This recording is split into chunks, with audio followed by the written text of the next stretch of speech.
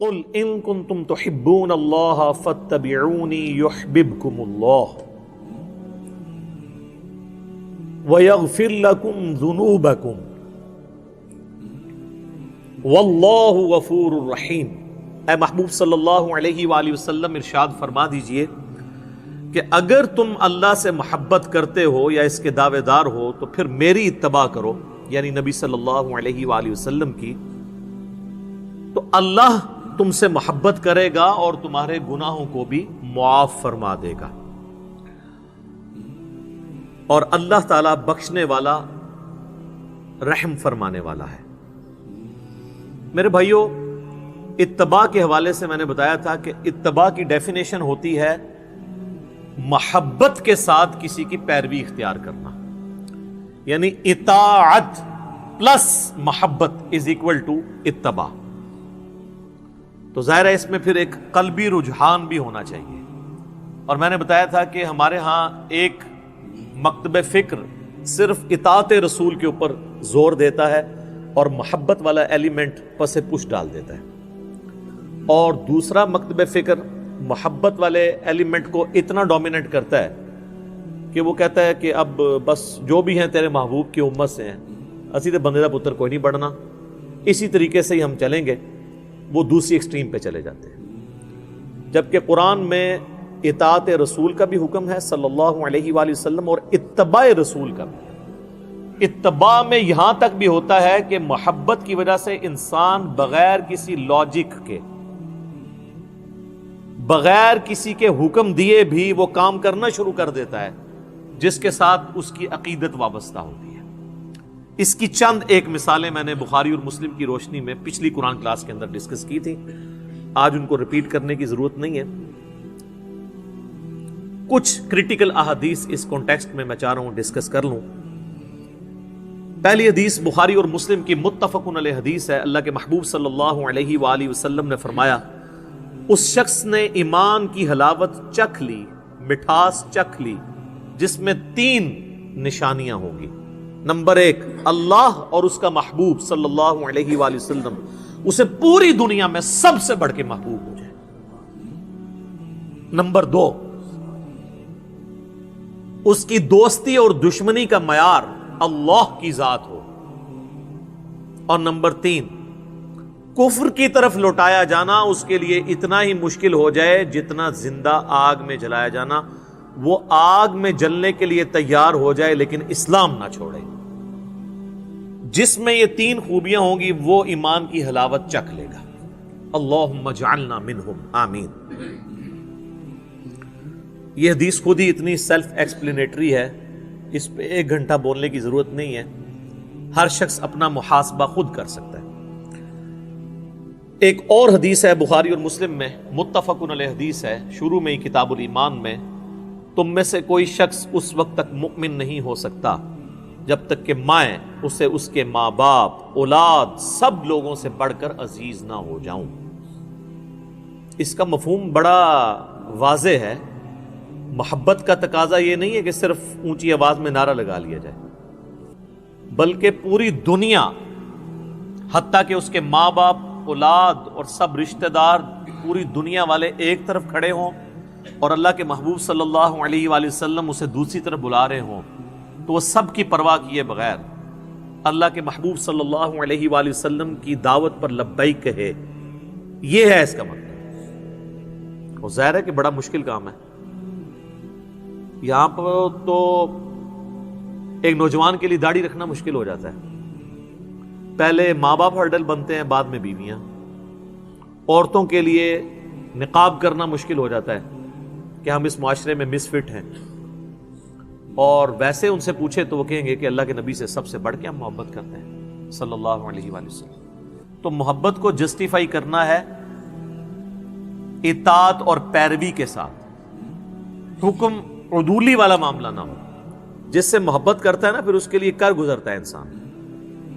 یہاں تو لوگ دنیاوی محبت میں اور عشق مجازی کے اندر خودکشی کر جاتے ہیں، تو وہ پھر کسی حد تک ویسے اپنی محبت میں جسٹیفائی ہوتے ہیں کہ جان دے دیتے ہیں، باقی ان کا عمل جو ہے وہ تو غلط ہے۔ لیکن یہاں پہ جان دینے کے لیے سارے مسلمان تیار ہیں. کہتے ہیں نا غلامی رسول میں موت بھی قبول ہے، اس لیے کہ انہیں یقین ہوتا ہے کہ ہم سے موت کوئی نہیں غلامی میں مانگے گا.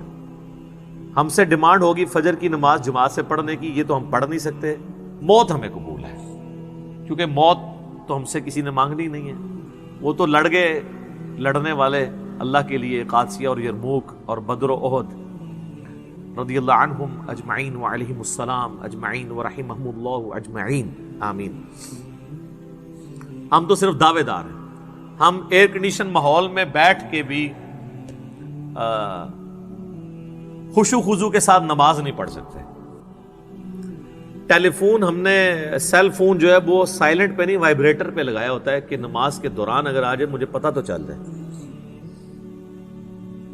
جب ہمارا اللہ سے کمٹمنٹ کا لیول یہ ہوگا تو پھر ظاہر ہے اس کی آؤٹ پٹ تو ویسے ہی نکلے گی نا کہ کہتے ہیں جی نماز میں وہ عجیب و غریب قسم کے خیالات آتے ہیں. جب آپ نماز کے باہر ان خیالات میں رہتے ہیں تو نماز میں بھی اسی خیال میں ہی رہیں گے نا. سوئچ آف تو کوئی نہیں کر سکتا. ایک اور حدیث ہے صحیح بخاری میں، نبی صلی اللہ علیہ وآلہ وسلم اور سیدنا عمر چہل قدمی کر رہے تھے اور نبی علیہ السلام نے حضرت عمر کا ہاتھ پکڑا ہوا تھا. تو سیدنا عمر تھوڑے سے فرینک ہو گئے رسول اللہ کے ساتھ صلی اللہ علیہ وآلہ وسلم کے، مجھ پہ اتنی شفقت ہے تو انہوں نے کہا تھوڑی حاضری ہم بھی لگوا دیں. صحیح بخاری کے الفاظ ہیں، انہوں نے کہا یا رسول اللہ اس پوری دنیا میں سب سے بڑھ کر مجھے آپ عزیز ہیں سوائے اپنی جان کے. ویسے سچ بولا انہوں نے. غصے والا بندہ جو ہے نا سچ بولتا ہے، جس کے مزاج میں تیزی ہونا سچائی بھی ہوتی ہے. تو ہم ہوتے تو شاید ہم جھوٹی موٹی کہہ دیتے کہ یا رسول اللہ اپنی جان سے بھی بڑھ کے. تو انہوں نے سچ بولا کہ میں اپنی جان کو چھوڑ کے باقی دنیا کی ہر چیز سے بڑھ کے آپ کو محبوب رکھتا ہوں. تو آپ صلی اللہ علیہ وآلہ وسلم نے فرمایا نہیں بلکہ اپنی جان سے بھی بڑھ کے. تو ان کا یا رسول اللہ اپنی جان سے بھی بڑھ کے. تو آپ نے فرمایا ہاں اے عمر اب بات بنی، اب تیرا ایمان مکمل ہوا ہے.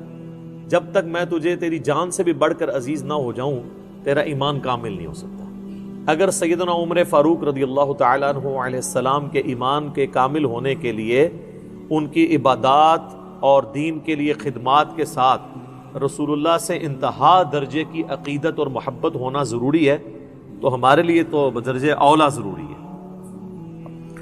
اللہم انی اسألک حبک وحب حبیبک صلی اللہ علیہ وآلہ وسلم وحب من یحبک وحب عمل یقربنی الی حبک آمین. ایک اور حدیث ہے صحیح بخاری میں، کافی لمبی حدیث ہے، اس کا کنکلوژن اس پہ ہوتا ہے کہ نبی صلی اللہ علیہ وآلہ وسلم نے فرمایا محمد فرق بین الناس، لوگوں میں حق اور باطل میں فرق محمد ہیں صلی اللہ علیہ وآلہ وسلم. آپ مزے کی بات دیکھیں، یہ جو فرقان کا لفظ ہے نا یہ قرآن کے لیے بھی آیا ہے. شہر رمضان الذی انزل فیہ القرآن ھدی للناس وبینات من الھدی والفرقان. رمضان کا مہینہ وہ ہے جس میں قرآن نازل ہوا جو لوگوں کے لیے، پوری انسانیت کے لیے ہدایت ہے، صرف مسلمانوں کے لیے نہیں، پوری انسانیت کے لیے. اور اس میں ہدایت کے روشن دلائل ہیں اور یہ حق اور باطل میں تمیز کرنے والی کتاب ہے الفرقان. اولڈ ٹیسٹمنٹ اور نیو ٹیسٹمنٹ پہ اب یہ مہیمن بن کے یہ کتاب آئی ہے، فائنل ٹیسٹمنٹ قرآن. اور جس شخصیت پہ نازل ہوئی وہ بھی الفرقان ہے. محمد فرق بین الناس، محمد لوگوں میں حق اور باطل میں فرق ہے. ایک اور حدیث ہے صحیح بخاری میں، یہ وہ حدیث ہے جس کو مس یوز لوگوں نے کیا، آدھی حدیث بیان کر کے کہ جس نے کلمہ پڑھا وہ جنت میں ہی جائے گا. امام بخاری نے صحیح بخاری میں بالکل آخر میں جا کے نا ایک باب باندھا ہے. میں اکثر سوچتا تھا یہ باب شروع میں ہونا چاہیے، مشکات کے شروع میں ہے وہ باب. اس باب کا نام ہے کتاب الاعتصام بالکتاب والسنہ، کتاب و سنت کو مضبوطی سے پکڑنے والا چیپٹر، جس میں انہوں نے ساری وہ حدیثیں جمع کی ہیں جس میں ترغیب دلائی گئی ہے کہ کتاب اللہ اور سنت کو مضبوطی سے پکڑنا ہے. لیکن انہوں نے آخر میں جا کے چیپٹر باندھا ہے. مطلب یہ کہ جب آپ بخاری شریف اینڈ کریں نا تو یہ بات آپ نے ضرور یاد رکھنی ہے، کیونکہ یہاں پر تو آپ کو بتاؤں کئی مزار ایسے ہیں جس پہ ختم قرآن کی طرح ختم بخاری بھی ہوتا ہے تلاوت کر کے. ترجمہ بیان کر کے نہیں، وہ جو پڑھ رہا ہوتا ہے اس کو بھی نہیں پتا ہوتا، وہ ختم بخاری ہوتا ہے۔ وہ کسی بزرگ نے سوچا ہوگا نا ابھی تک ختم قرآن ہے، چلو ہم بھی ایک جاری کر دیں، ختم بخاری۔ تو ختم بخاری جب ہو رہا ہو اور اس کے اینڈ پہ پہنچے ہوں تو کتاب و سنت کو مضبوطی سے پکڑنے والی احادیث ان کے سامنے ہے۔ اس میں ایک حدیث ہے، نبی صلی اللہ علیہ وآلہ وسلم نے فرمایا میری پوری امت جنت میں جائے گی سوائے اس شخص کے جس نے جنت میں جانے سے انکار کر دیا۔ سر کون ہے جو جانے سے انکار کرے گا؟ ہم تو بغیر کچھ کیے جانے کے لیے تیار ہیں، تو انکار کیوں کرنا ہے؟ بن بلائے مہمان بنے ہوئے ہیں سارے کلمہ گو مسلمان، تو انکار کس نے کرنا ہے؟ تو صحابہ نے بھی یہی پوچھا، یا رسول اللہ یہ انکار کون کرے گا؟ آپ نے فرمایا آپ جواب سنیں کتنا انٹلیکچوئل ہے۔ جو صحیح مسلم کی حدیث ہے، مجھے اللہ نے جوامع کلمات کے ساتھ مبعوث کیا ہے، بات مختصر لیکن اس کی گہرائی بہت زیادہ۔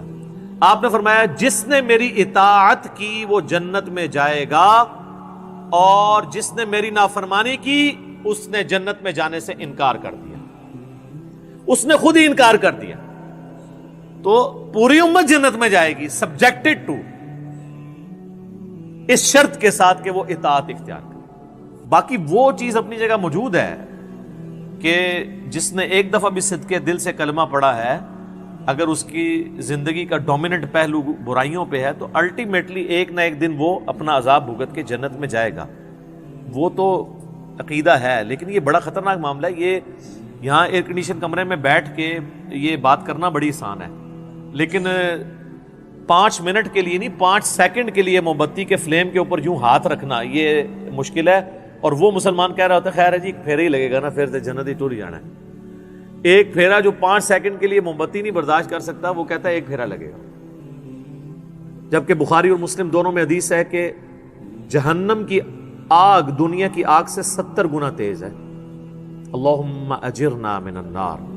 اور بخاری اور مسلم کی متفق علیہ حدیث ہے کہ جہنم کا سب سے ہلکا عذاب یہ ہے کہ پاؤں میں آگ کی جوتیاں پہنائی جائیں گی اور اس کی تپش سے دماغ ہنڈیا کی طرح کھولے گا۔ یہ سب سے ہلکا عذاب ہے۔ تو بھاری عذاب کون اس کو بریف کر سکتا ہے؟ ویسے آنکھیں بند کرنی ہے تو بے شک کر لیں۔ وہ جو مولا علی کا قول ہے کہ انسان سویا ہوا ہے مرتے ہی جاگ جائے گا، اوہ اصل زندگی تو یہ تھی، لیکن اس وقت جاگنے کا فائدہ نہیں۔ ایک اور حدیث ہے، مسند امام احمد میں ہے، المستدرک للحاکم کے اندر بھی ہے، مشکات میں بھی آپ کو مل جائے گی شروع میں ہی۔ اللہ کے محبوب صلی اللہ علیہ وآلہ وسلم نے زمین پہ ایک سیدھی لکیر کھینچی اور اس کے دائیں اور بائیں کچھ ٹیڑھی لکیریں کھینچی ایسے، اور آپ نے اس سیدھی لکیر کے اوپر ہاتھ رکھ کے کہا وَأَنَّ هَذَا صِرَاطِي مُسْتَقِيمًا، یہ ہے سیدھا راستہ میرا، اس کی پیروی کرو، ادھر ادھر کے ٹیڑھے راستوں کی پیروی نہ کرو، ورنہ تمہیں وہ اللہ کے راستے سے ہٹا دیں گے۔ یہ وہ چیز ہے جس کی اللہ تمہیں وصیت کرتا ہے۔ یہ آیت آپ نے تلاوت کی سورۃ الانعام کی، اور پھر آپ نے فرمایا یہ ارد گرد ٹیڑھے راستے ابلیس کے راستے ہیں، اور یہ سینٹر میں جو سیدھا راستہ ہے یہ میرا راستہ ہے، نبی صلی اللہ علیہ وآلہ وسلم کا راستہ۔ لہذا یہ اکثر لوگ جو کہتے ہیں نا جی سارے راستے جو ہیں وہ حق پہ ہی ہیں، اور پھر مثالیں دیتے ہیں، کہتے ہیں جی آپ نے مقصد تو سفر طے کرنا ہے، کوئی گاڑی میں سفر کرتا ہے، کوئی ٹرین میں کرتا ہے، کوئی پیدل جاتا ہے، راستے بھی مختلف ہو کے آپ پہنچ ہی جاتے ہیں منزل مقصود پہ۔ یہ دنیا کی مثالیں اللہ کے راستے کے لیے آپ نہیں دے سکتے، کیونکہ اللہ کا معاملہ تو بالکل الگ ہے، اس نے تو راستہ ایک بتایا ہے۔ اسی لیے آپ دیکھیں ہدایت کے راستے کو قرآن میں ہمیشہ سنگولر کے صیغے سے خطاب کیا گیا ہے، اہدنا الصراط المستقیم، اے اللہ سیدھا راستہ دکھا، صراط الذین انعمت علیہم، وہ راستہ جس پہ تیرے نیک انعام یافتہ لوگ چلے۔ تو نیک انعام یافتہ لوگ راستے پر چلے، راستوں پہ نہیں چلے۔ جب ایک سے زیادہ ہوں گے تو وہ نبی علیہ السلام کا راستہ نہیں ہوگا۔ یہاں کہتے ہیں سارے حق پہ ہیں جی، کہتے ہیں جی وہ سب نے اسی ایک بڑی نہر سے یا سمندر سے ہی پانی لیا ہے۔ دنیا میں تو ہم نے دیکھا ہے کہ اگر کھارے پانی کی نہر ہے تو اس کی جتنی بھی ندیاں نکالیں وہ کھاری ہوتی ہیں، اور میٹھے کی ہے تو میٹھی ہوتی ہیں. تو یہ کیسی آپ کی نہریں ہیں کہ جس میں 180 ڈگری چیزیں ہوتی ہیں، حتیٰ کہ آپ کے ٹالرنس کا لیول یہ ہے کہ آپ نے 300-350 سال تک خانہ کعبے میں 4 مصلے ڈال کے رکھے ہیں. اگر آپ یہ سمجھتے ہیں کہ چاروں اہل سنت کے امام حق پر تھے تو 4 مصلے ان کے نام پہ کیوں ڈال دیے؟ چلیں 4 نمازیں بانٹ لیتے کہ ایک امام کا ماننے والا پڑھائے گا، دوسرا، تو پھر تو بات سمجھ آتی. 4 مصلے الگ کر دیے، نمازیں الگ کر لیں، اس کے باوجود راگ الاپنا. یہ تو اسی طریقے سے ہے کہ کوئی شخص اب ضد کرے کہ جی یہ میرے سامنے جو سٹاپ واچ ہے، یہ سٹاپ واچ نہیں پڑی ہوئی ہے، یہ گاڑی کھڑی ہے. ٹھیک ہے، اس کے لیے وہ کہ جی آپ ذرا اس کو محدبت سا لگا کے دیکھیں، یہ چورس بھی ہے، یہ تھوڑی سی بڑی ہو جائے گی، یہ جو آپ کو نظر آ رہا ہے نا یہ ٹائر ہے، آپ کو اصل میں پتہ نہیں چل رہا. تو آپ جتنی مرضی کہانیاں کرائیں، جو چیز ہے وہی رہے گی. بہرحال گورا اس کہانی میں نہیں آتا. وہ کہتا ہے یار کوئی علمی کتابی بات کرو، جو ہم کہتے ہیں کہ مرنے سے پہلے اے مسلمان کر لے اس پہ غور، کتابوں کا خدا اور ہے، بابوں کا خدا اور.